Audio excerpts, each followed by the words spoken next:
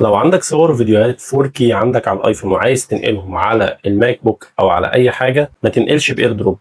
كل اللي عليك وصل الموبايل بتاعك بوصله التايب سي او اللايتنينج، وصلها في الماك عندك، وروح عندك هنا ودوس كوماند سبيس واكتب حاجه اسمها ايمج كابشر.